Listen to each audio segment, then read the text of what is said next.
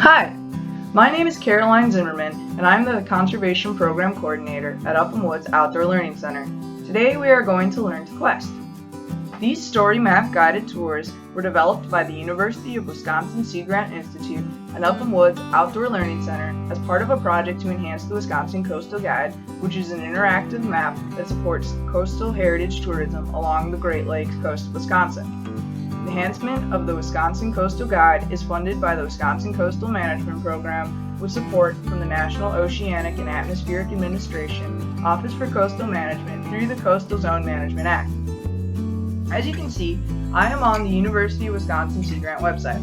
To find these quests, you go to the Our Work tab and down to Mapping and GIS.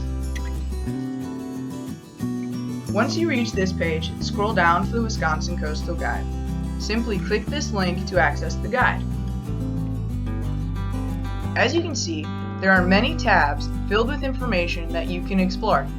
To find the quests, click the Learn tab and then View Great Lakes Quests. Take some time to click and drag on the map to see all of the quests that are available to you. To zoom in, you just scroll in. To zoom out, scroll out. Once you find the quest you'd like to complete, click on it. You will be given a link to the quest story map. I already have mine open, so I will be clicking on this tab. I'm using the Kenosha quest for this tutorial today, but it can be applied to all of the quests. As you scroll down, you will see the map and a side panel with information in it. To complete this quest, you need to find the information in the side panels and use it to answer questions to get clues. At the end, you will use your clues to spell a word to receive your quest completion certificate. As you scroll, the side panels will move with you and the map will automatically change to the correct corresponding location. Make sure you click through all of the pictures on the top of the sections. You can expand those pictures by clicking the Expand button, and you can minimize those by clicking the same button. Some of the information you may need to answer your questions and get your clues could be hidden in these pictures. As you look through the sections, you can see that there are embedded links. When you click on a link, they will appear in a new tab. Make sure you click through all of the links, as some of the information in there will be needed to answer your questions and get your clue. To get your clue, you must click on the Get Your Clue Here links. A survey will then appear in a new tab with the question you must answer. To get your clue, you need to answer this question correctly.